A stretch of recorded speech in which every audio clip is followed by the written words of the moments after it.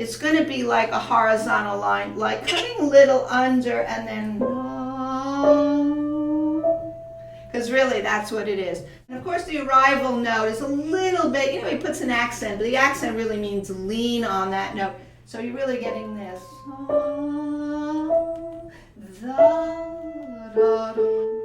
And the other destination note is what? Is the long note A. That's a destination note. It doesn't mean it's smacked. It means you kind of just float in on that A. It's so beautiful, the long note, isn't it?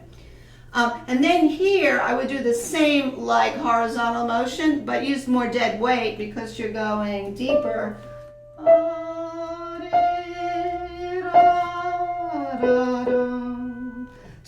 And then get this is kind of hard because you have to really dead weight for the second one, right? Yeah. But start the first one really soft. Here's another thing I noticed. On measure 2 where you have the long note A, that's a half note, remember that note's decaying on you. And as it's decaying, what you'll do in measure 3 on the D is pick it up on that decay. Otherwise it's sort of like incongruous. So let's say you want it's already soft. Now you say that's a tricky thing. You really have to listen to the end of the note before you start the beginning of the soft to the louder cosmos.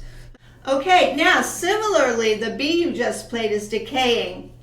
So what does it tell us? It tells us to pick up the decay on the first note of measure 5. So that's why you can't do bang on the A suddenly. Yeah, so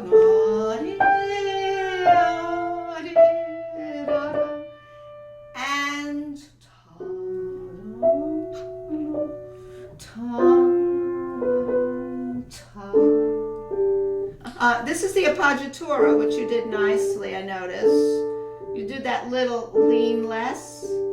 That's a dominant. We know that's the dominant. And then this has to be even less. See, the sensitive musician is very aware of those kinds of things, that he has an underlying dominant under that. And even though he's soft, he's got to start even softer on the next note.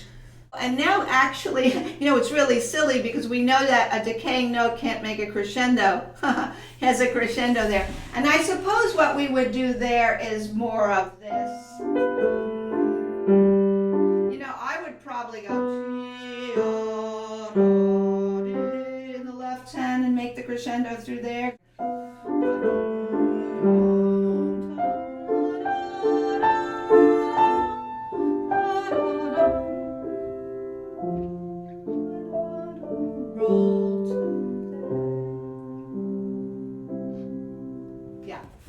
Okay, that's a tricky place because you can't make a crescendo over a decaying note. Here, lift. Now this is just like this, right? We discussed that last week. We roll down 3, 5, 4, 3, and we roll up 1, 2, 3. Very good. Now in your left hand, you've been practicing the bass line. But there is a counterpoint too. There's a counterpoint to that outer voices. We can hear the counterpoint, right? 2 lines, yes.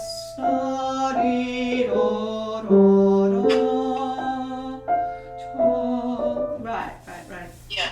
Now, did you try doing this? Or just do the middle voice separate? That's what we should do, the middle voice, the chords. These have to be quite like light. And come from the wrist. Rest,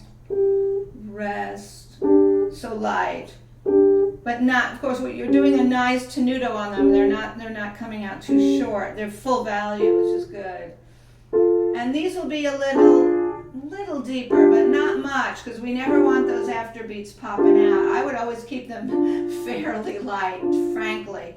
Because you're going to get your forte from the upstairs and the left hand are parting their ways in contrary motion. The inside chords are just going to be filler. I think on those sevenths, where you have this is a seventh, it suggests a dominant seventh of G major. I would probably make sure I did lighter on the ones coming on the resolution. Yeah, because that's what's going to happen. See, look how light I had to get on those afterbeat chords because I went from a dominant to a tonic G. That's the secondary dominant. Yeah, it's a tricky place where you really need these way down, these dBs in measure, what, 6, 7, 8? And then this is, it's going to be so light here. But even lighter in the left hand, as we know. Now, you were doing a little permutating up and down. Can we do this now?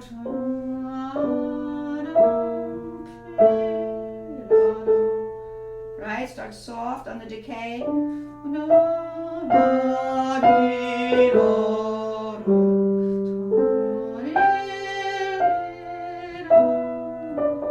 Answer.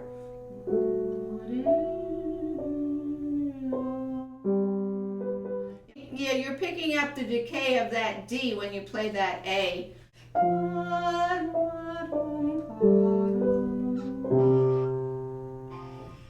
Yeah, so I'm trying to think of the approach to that. Let me see.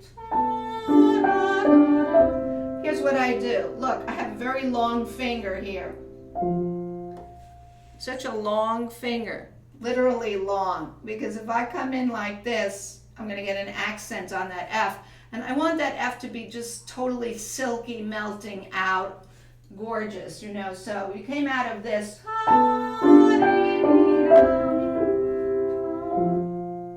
Little rotation would help. Know what I mean by rotation? It's sort of I come to the side and then I roll down. See this?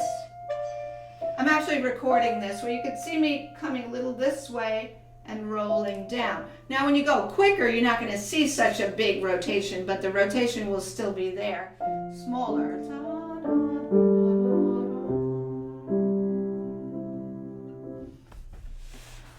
Yeah, and the reason it worked better this last time or so was because when you played the A, you did not come down with the thumb this way.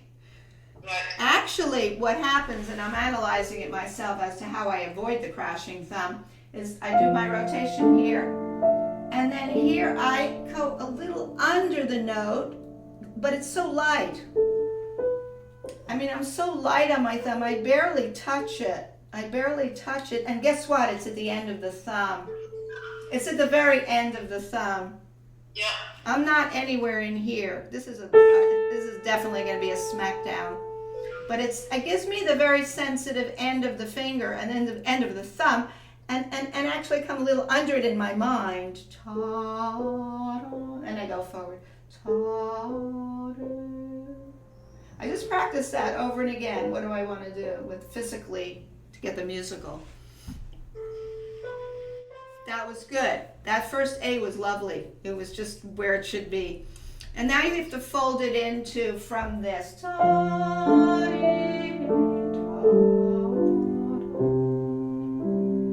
And this has to be way down.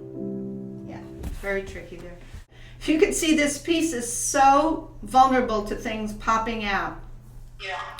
Now, of course, did you try the afterbeat notes with, well, you could do a couple of things. You could do this. Did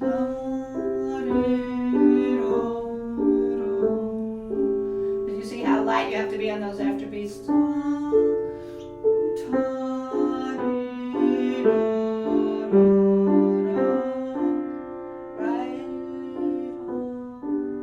As you can see, I never let those afterbeats pop out. I fold them into everything, all through the piece.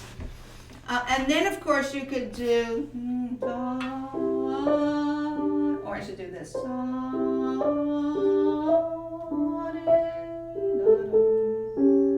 If you tried that.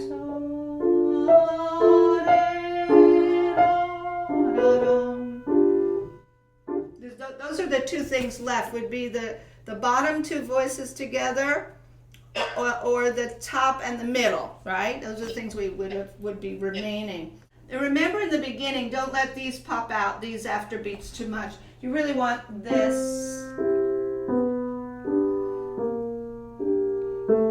how light I would do these.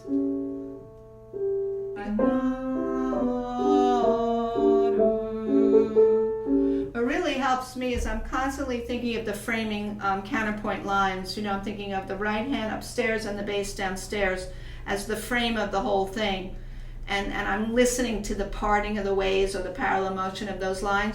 And then I fold in the chords. I just fold them in. I don't want them to be part of the counterpoint of the two lines, their own interaction is beautiful enough. This is beautiful enough for me, this. So this folds in.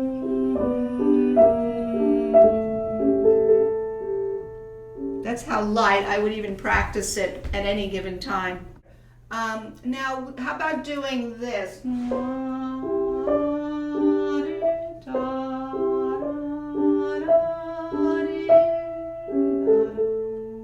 Just like that, right? Now you're making your crescendo upstairs mostly.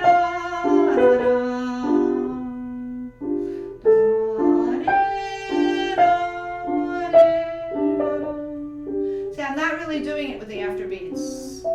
I'm doing it with the melody. Because after I had played this so many times and I just didn't like what I heard, I totally realized that those afterbeat chords were popping out on me through the whole thing. So I learned my lesson not to practice them coming out even with crescendos, but to keep them down, because I can provide the crescendo with the upstairs and the outer line, bottom line. And that created more of the homophony, the homophonic quality, the harmonies moving, and the folded, beautiful harmonies were automatically not hit over my head, between the eyes.